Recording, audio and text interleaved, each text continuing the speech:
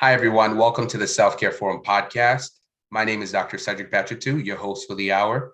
Here we bring you knowledge to empower you to address the root cause of disease. Our goal is simple: to interest you in the care of the human frame in diet and the cause and prevention of disease. Today, we're joined by none other than Dr. Stanley Ikezi. Dr. Ikezi is an anesthesiologist and double board certified pain management specialist. He's the founder of New York City Pain Relief Medicine, with an office located in Queens, New York. Dr. Ikezi completed the ACGME-accredited Pain Medicine Fellowship Program at the University of Pittsburgh Medical Center, a top 10 hospital in the nation. Additionally, he owns a master's degree in business administration with a concentration in healthcare management. Dr. Ikezi keeps up to date with advancements in pain medicine. He employs new cutting-edge treatments that have been clinically proven to relieve pain. He also incorporates multimodal strategies, minimally invasive therapies, and spinal implantable devices to improve his patients' functionality and overall quality of life. Dr. Ikezi, I want to thank you for joining us here on the Self-Care Forum podcast. How are you, sir?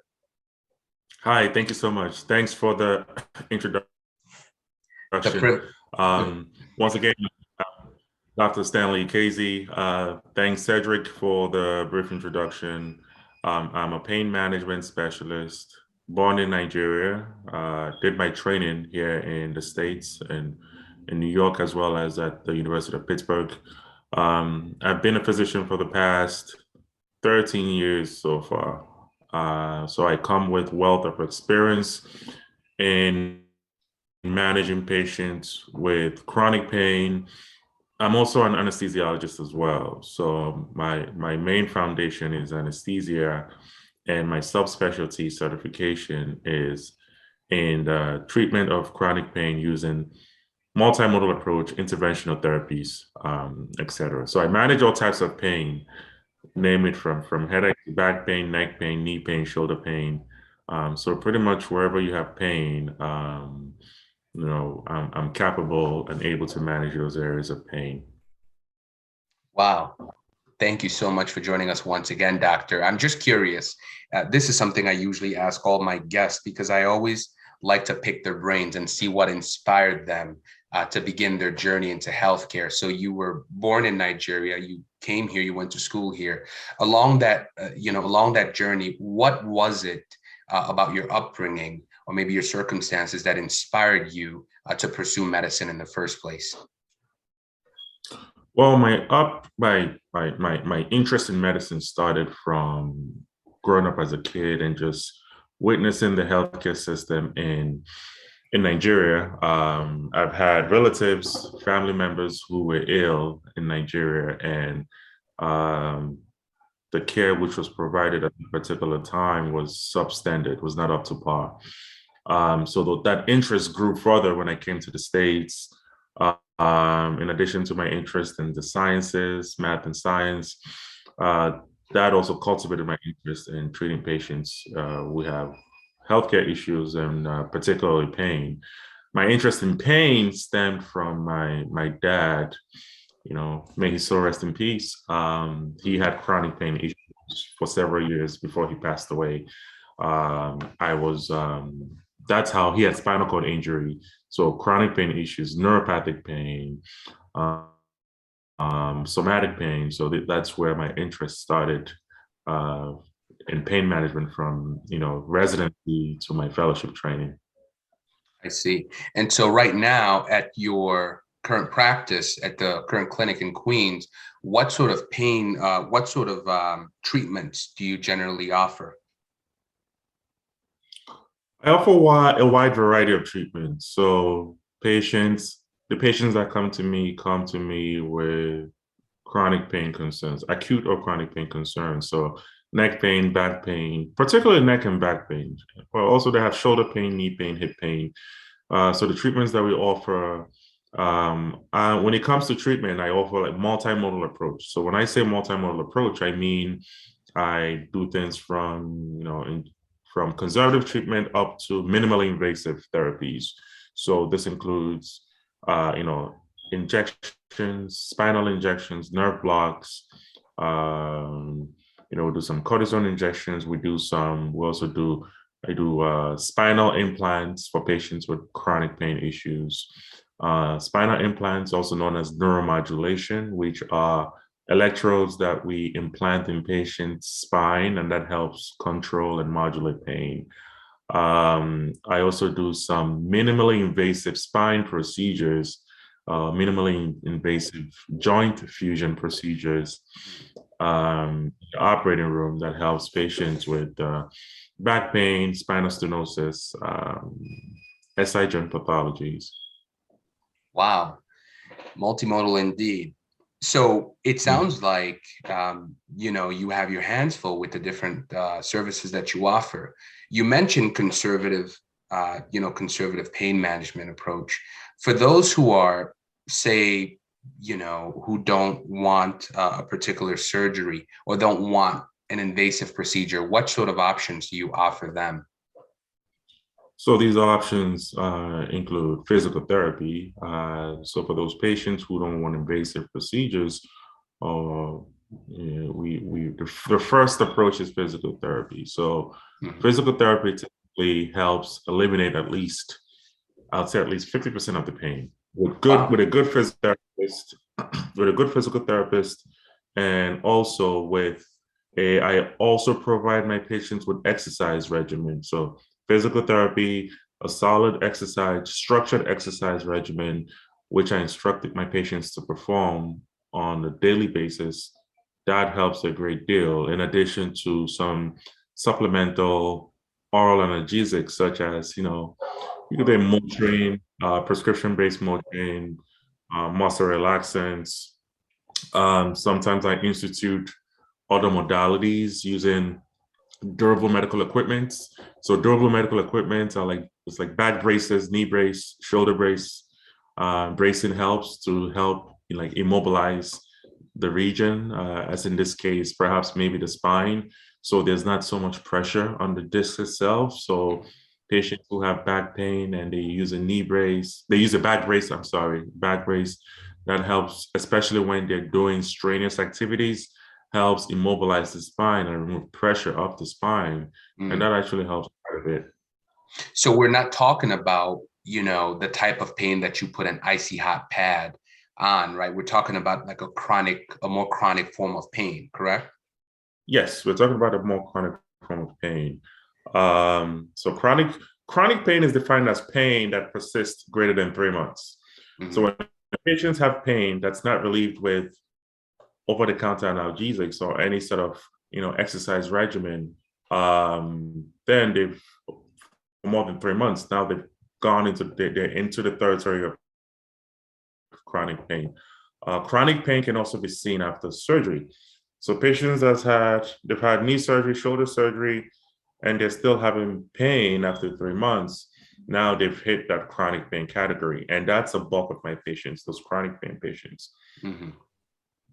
And by the way, chronic pain is not as different from managing a patient with high blood pressure or diabetes. As these patients become chronically my patients, and I have to see them I see them quite frequently, every 2 to 3 months or so, to help manage their pain and help lead them into the right path as to what their goals are and I always set expectations, what the expectations in terms of pain. Because when my patients come to me, they are expecting a quick fix, and I try to encourage, educate them that it's a process, and part of that process doesn't necessarily end with them coming to my office. When they go home, they also have to be proactive as to what they do in terms of their care. So particularly looking into things like physical therapy, home exercise, and also water therapy. So water aerobics is actually a big deal when it comes to managing patients with chronic pain. Interesting. And I like that you mentioned that you discuss with your patients their expectation for pain management, because for myself, for example, when I think about pain, it's either you have it or you don't. So I often or when I look at chronic pain, I often think either you're going to get a procedure that's going to take it away, permanently or for a long-term period, or you're going to struggle with the pain. But it sounds to me like it's a process that you're going to work on for an extended period of time and gradually get to a point where it's not inhibiting them from their daily activities. Am I right? Is that a correct understanding? Yes, it's a correct understanding. It is a process. So, and I try to outline the entire process from the first time I do a consultation with a patient. And I also like to set expectations. And my expectations are geared towards functionality. So in other words, when a patient comes to see me in the first visit, I always ask towards the end of the visit, so what's your goal? What would you like to do that you haven't been able to do because of your pain concerns? Mhm. And that goal has to be focused on functionality. So what I mean by functionality, I mean that, okay, patients will say, oh, doc, in the past 3 to 6 months, I've not been able to, carry my granddaughter or play with my kids. And so to them, that's a big deal. So my treatment would be focused on, so each time they see me, I would always go back and ask this question. So how are you doing now in terms of being able to play around with your grandkids, and et cetera? Has your pain improved? Or some patients have complained of, they want to sleep better and they haven't been able to sleep better at night because of chronic pain. So I focus on, okay, let's focus on managing your pain so that you should be able to sleep better and improve your daily, routine the next day. Wow, well said. And funny enough, statistics show that 1/3 of American adults actually suffer from chronic pain. So, in your experience, is it a common thing? Do you commonly get people coming in, and complaining about chronic pain, or is it more so skewed towards, let's say, an older audience? No, it's all variable. It's old, young, but I would say on average, I would say around. It ranges between those in their mid-20s to those to patients in around 75 to 85 years old. So, patients suffering from pain, it's a big healthcare cost, especially with the younger population. The younger population getting injured at work, they're taking time off from work. So it puts a stress on the workforce. It puts, there's the employer or the insurance company has to make payments for their care, especially when it comes to work-related injuries. Mm-hmm. So it's a big deal for these patients, and oftentimes, the younger patients that are working have to take time off from work to get certain types of treatment, and that causes somewhat significant disability. And I've seen young patients have to go on disability because of chronic pain issues from work-related injuries or otherwise that has not been resolved over time. What comes to mind when I often think about chronic pain is the use and abuse of opioids. I think right now it's actually an epidemic in this country. So the country currently faces an opioid crisis, and I think that's largely due to the fact that for a time doctors were being very generous and they were overprescribing these opioids, these narcotics. So, for someone who may be listening and they're struggling with some sort of addiction with this, what advice would you give them? What steps would you tell them to take going forward? Should they talk to their doctor? How should they proceed? I think the best way to proceed is to have an open discussion with your primary care physician, or if you have a pain specialist, or have your primary care physician refer you to a pain specialist. And in my practice, I don't manage patients with addiction. However, I could refer patients to a physician who manages, addiction. Now, there are subspecialty physicians within pain management that manage patients with addiction, and there are drugs that we can give these patients to help them, take them off the narcotics and put them on something else that's non-addicting, or perhaps get them off completely on all medications, especially in this case where, it's not really needed. Because actually studies have shown that the use or the utility of opioids long-term in patients who have non-malignant pain. And when I say non-malignant pain, I mean non-cancer pain. So patients who don't have any sort of cancer. So taking opioids, giving patients opioids who do not have cancer-related pain has more serious consequences and than patients. In other words, it's not indicated in patients who have just chronic non-cancer pain. And this was a study from the CDC. So this was actually a couple of years ago, 2019 or so. So there's been a big debate on opioids and prescribers and how we, especially us being pain physicians, taking patients off, having a set dose for these patients who don't have cancer, or gradually weaning them off opioids entirely. Now, let's switch gear a little bit. I want to talk a little bit about this stigma or this stereotype that persists. There was an interesting study that showed that up to 40% of first and second year Caucasian medical students, they actually held a belief that Black people had a greater tolerance of pain.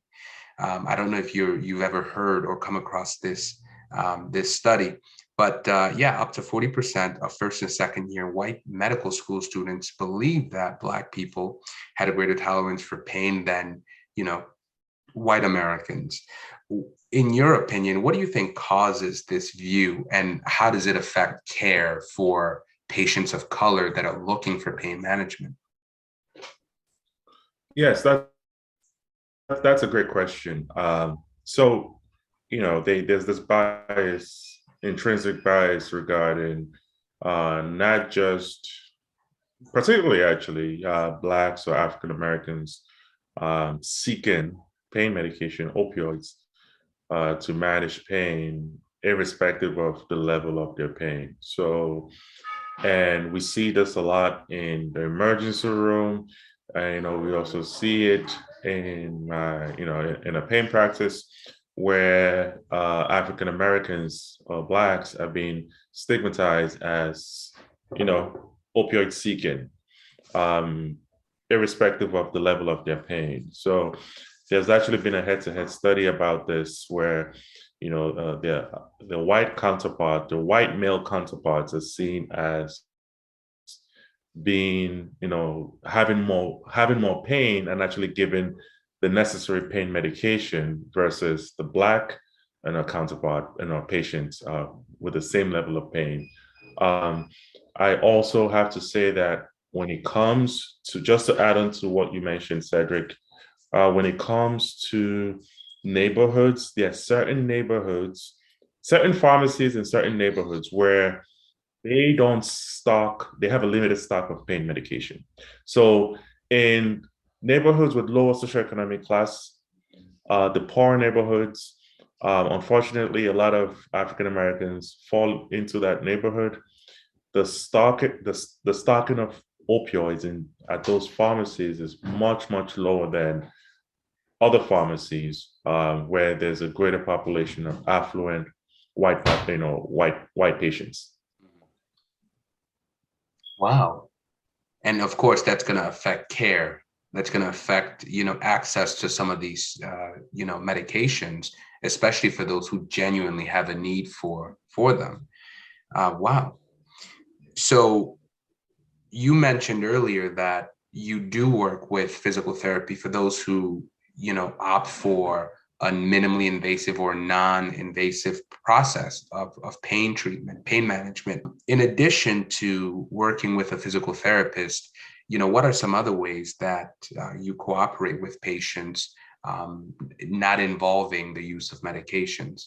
What are some other things that, you encourage patients to do?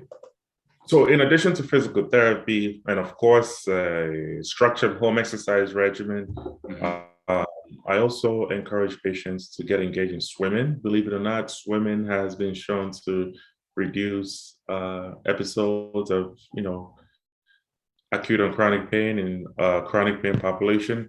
Mhm. I also encourage patients to just maintain an active lifestyle overall. The more you sit around and don't move much, the more pain you have at the end of the day.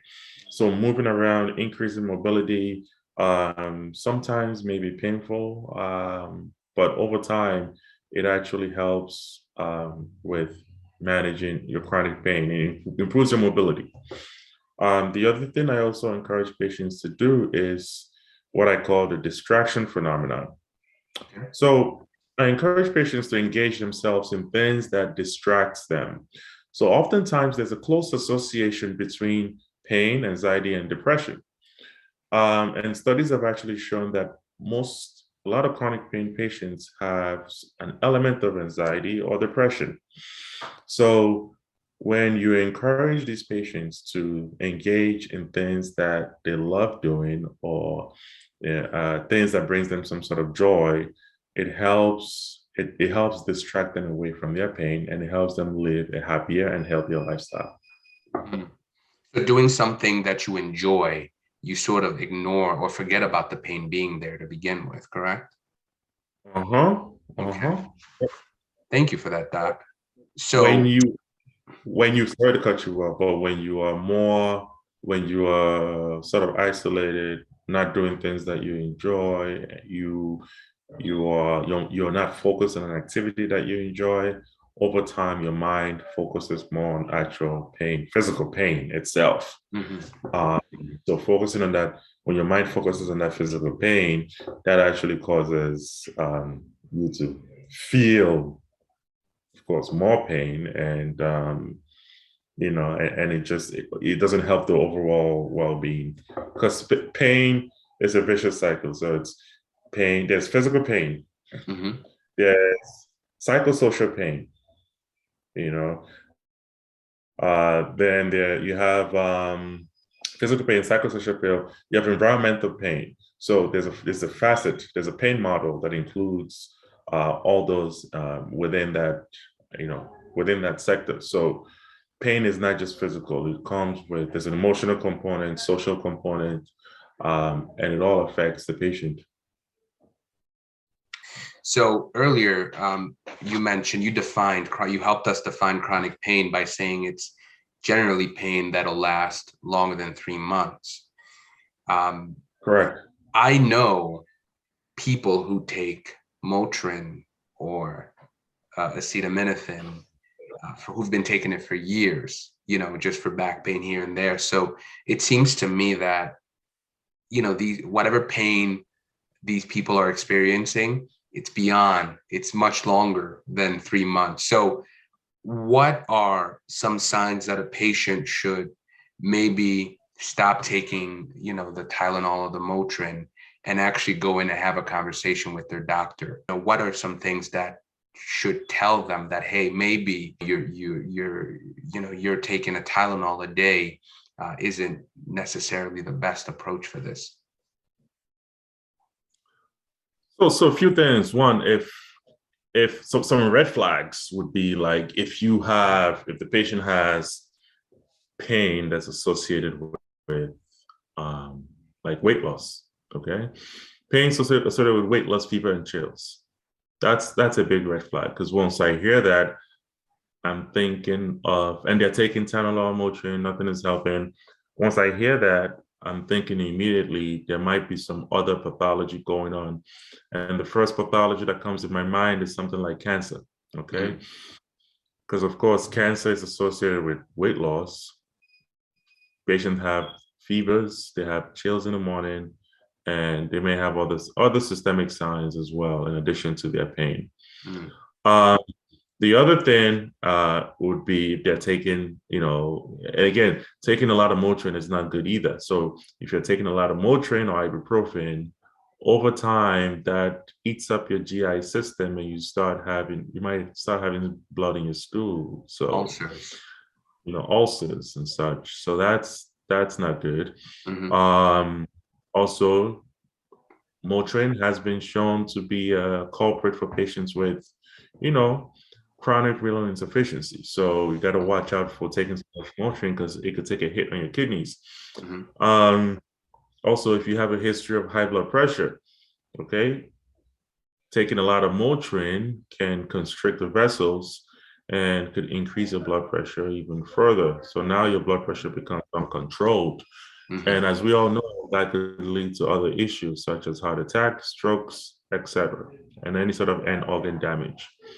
So if you're taking Motrin and you have consistently, and you have other comorbidities such as chronic high blood pressure, other systemic diseases, just be mindful, and especially if your pain is not resolved and you're still taking Motrin, you got to be careful. So those are the things I'll be looking out for. Also, the other thing to look out for is if you have something as simple as back pain and you're taking Motrin and it's not resolved, at any point in time, you start having weakness down your legs. So weakness down the legs or down the arms or in any sort of extremity would indicate that there's some sort of nerve injury. You know what I mean? Yes, sir. It's something more serious. So maybe there's nerve or spinal cord injury, injury within the spine. So those are things that need immediate attention from the pain management physician, or perhaps even the neurosurgeon or orthopedic spine surgeon. Thank you for that. So this hypothetical patient we're discussing decides to stop taking Motrin because of all the side effects that you just listed, and wants to go in and come in your office and discuss pain management with you. What tips can you give us? Can you give the layman who wants to then go in and discuss pain management with their doctor, such as yourself? What tips can you give them? What information do you want them to have, or before coming in, or what should they how does a normal visit, what does a normal visit look like when they first come into your office? So the normal visit when a patient first comes into my office, it involves, of course, there's an intake form. The intake form includes their history, their complaints, history of present illness, any medical problems that they may have. So I do a complete pain assessment, which includes how long they've had the pain, quality of their pain, duration of their pain, the type of pain they have, any systemic signs associated with their pain, like I mentioned, with a fever, weight loss, any other red flags such as weakness in the extremity, and then I also ask them about what they've done in the past and mention their pain, physical therapy, any exercise regimen, have they had any imaging, MRI, x-rays done, and if they've had any pain treatment in the past. Let's pivot a little bit into women's health. I know that you also do epidurals, am I right? Yes. So according to statistics, 68% of women actually get an epidural when giving birth for the very first time. What advice would you give women to, better prepare themselves for this procedure? That's a good question. I think the best advice to give anyone, even a woman, regarding a procedure is to first educate themselves regarding the preoperative, what's necessary pre-op, and what's necessary post-op, meaning after the procedure, and just set what the expectations are. So, but when it comes specifically to epidurals, one of the things that stands out is that I know some patients may be on some medications such as blood thinners, especially some pregnant patients may be on Lovenox, so they need to stop that depending on the dose of the Lovenox, either 12 hours or 24 hours prior to the epidural.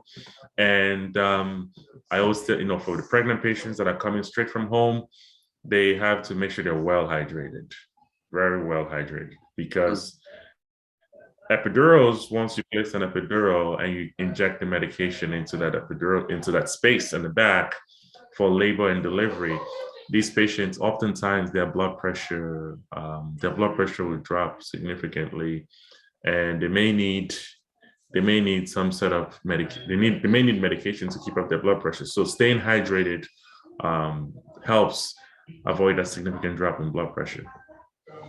Okay. Now, are there any long-term ramifications for the procedure itself, the epidural procedure? Is there something that do most women recover from the procedure pretty fairly? Most women recover from the procedure pretty fairly. No, I've had patients that they've gone through a labor and delivery, they've had epidurals, and then they come into my office about a year or two later and they say, "Oh my doc, ever since the epidural, they've been having a lot of back pain." It's not from the epidural. More than likely, it's from pregnancy. So pregnancy stretches the veins within the sacral plexus. The sacral plexus meaning the arteries, the nerves within the sacral plexus. The sacral plexus meaning the nerves within the pelvic and lower spine region.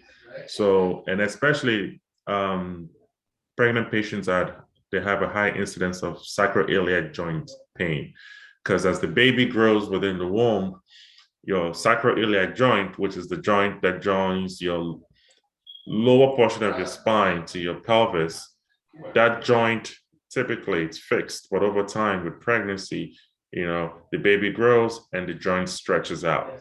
And oftentimes patients post-pregnancy that complain of back pain, they usually have SI joint pain.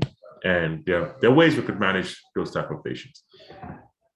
And so as we're talking about, nerves and everything, what about scoliosis? I think that's something that's often associated with pregnancy. Am I right?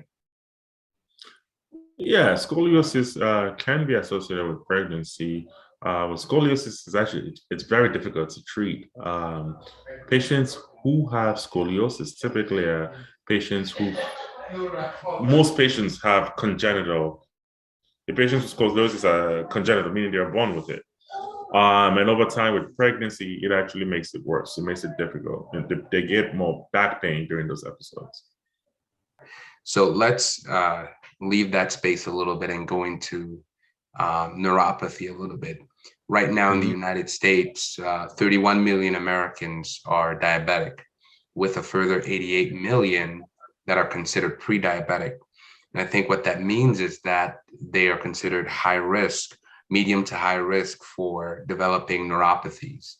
How do you generally care for nerve pain, especially as it pertains to the extremities? Yeah, good question. So nerve pain is difficult to treat. There are ways we can manage nerve pain.